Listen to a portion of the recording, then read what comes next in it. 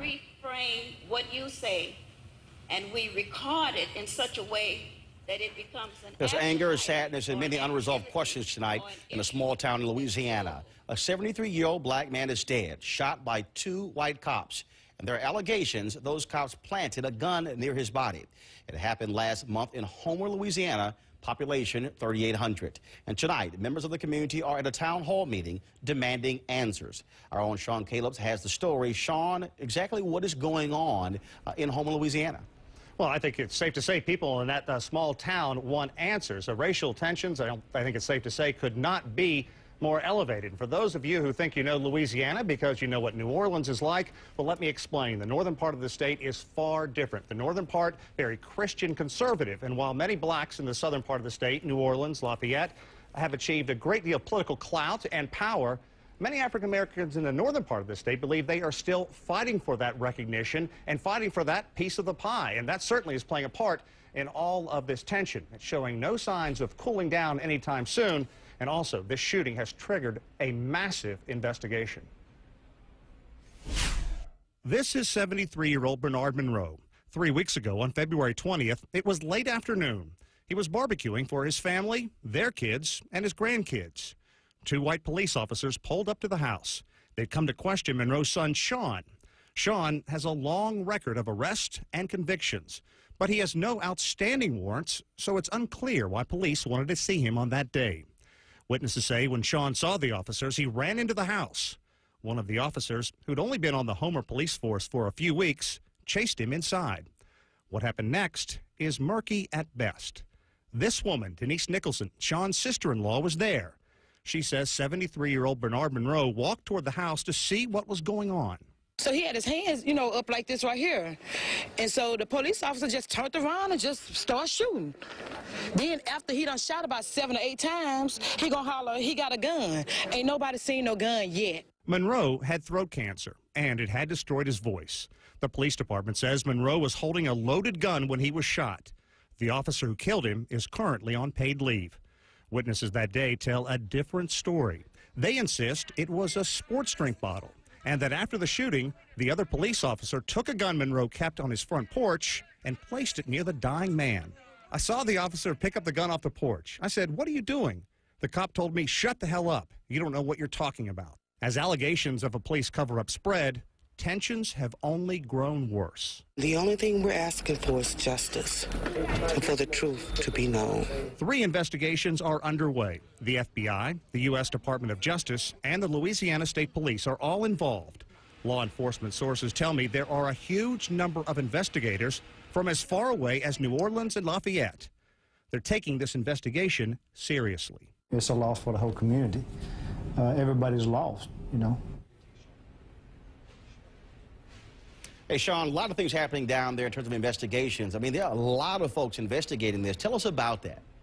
Well, I talked with Donald Washington. He's the U.S. Attorney for the Western District of the state, and he said basically officers from the FBI as well as the Justice Department, state police have all flocked to that area. And what they're doing right now is canvassing witnesses. They want to talk to as many witnesses as they can to get the story as clearly as possible. And Washington also said it's basically a 2-pronged investigation. One, they're trying to get all the information, but secondly, it's almost a community relations effort, too. He said he's trying to keep a lid on the rhetoric and all the rumors that have been flying around.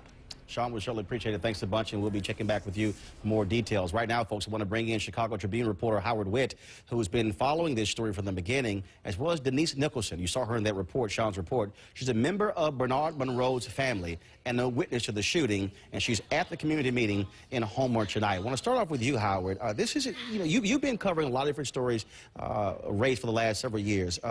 And this particular story is interesting. You talked to a lot of different witnesses, and what have they been saying that is unique about this story? Well, Roland, they really tell stories that seem to have the ring of truth. I mean, obviously the authorities are going to have to sort through all of this, but they all tell stories, relate accounts of this that have details that you wouldn't expect people would be able to make up. Such as? Well, for instance, one of the witnesses said that he saw the police officer take a latex glove and instead of putting it in his hand, drape it over his hand in order to pick up this gun with his fingers and place it next to Mr. Monroe, and he said it was a blue latex glove. Well, when I talked to the local police chief there a few hours later, the police chief, and I told the police chief what this witness had said, the police chief said, oh, yeah, well, what color did he say the glove was? And I said, well, the witness said the glove was blue. And the police chief, you could kind of see the blood drain from his face, and he said, that's right, we have blue police-issue latex gloves. So there's details like that that just have the ring of truth. Denise, I want to go to you. You said the police drove by at first. Everything seemed okay, but what happened after that? Okay, well, initially we was all sitting out. We was all sitting out laughing and talking, and I walked up to the truck that Sean was in, and I had got a text message on my phone, so I told Sean to look at the text message. So as I was talking to Sean, I looked up and saw 2 police cars coming down the road. We're used to them patrolling through there, so we didn't think nothing was up. The police came down the road. As they was coming down the road, I had asked Sean to move on down so that he could, the police could go on through. Well, they stopped. And when they stopped and talked to my niece and asked my niece what happened to... The first officer stopped and asked my niece what happened to her leg. So when he asked her what happened to her leg, she told him she had had surgery on her leg. So in the midst of him asking her that, he said, asked her, did she break her leg? And she said, no, I just had surgery on my leg about a month ago. So Mr. Ben, which is... So Denise, you had officers who were talking to you and the family, but then all of a sudden, when they began to approach the porch, at what point did Mr. Monroe get shot, and did you actually witness him being shot?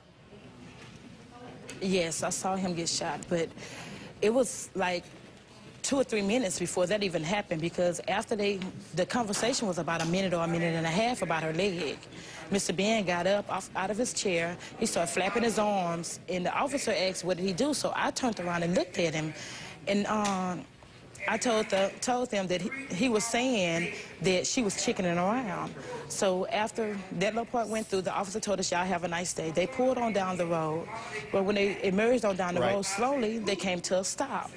So my niece asked, what are they stopping for? And we all said, we don't know. I don't know what they're stopping for. So at that particular point, the cop stopped in front of his home, and then that's when this whole altercation came about, and then Mr. Monroe was shot, and they also claimed that he had a gun. Now, Howard, what about that whole issue in terms of they're saying that he kept a loaded gun on the porch?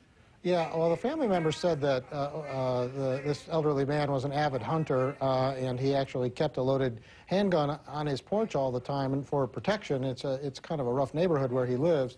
I asked the family when they told me that, I said, you know, gosh, that seems kind of strange. I mean, you had a family party, you had children running around in the yard.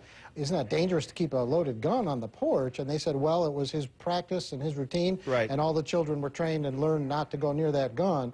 But that's the gun that's in question, because all the witnesses say that he wasn't holding that gun, he wasn't anywhere near that gun, but the police would have been able to see that gun sitting on the porch, and that's the gun that the witnesses are alleging that the police then picked up after Mr. Monroe was shot and placed next to his body. Howard, hold tight 1 second. I'm going to come back to you because we'll talk to the mayor of the city when we come back. Denise, I know you have to get back to the meeting. We certainly appreciate you participating tonight. Thank you so very much. Folks, we've got much more on this particular story as we talk with people.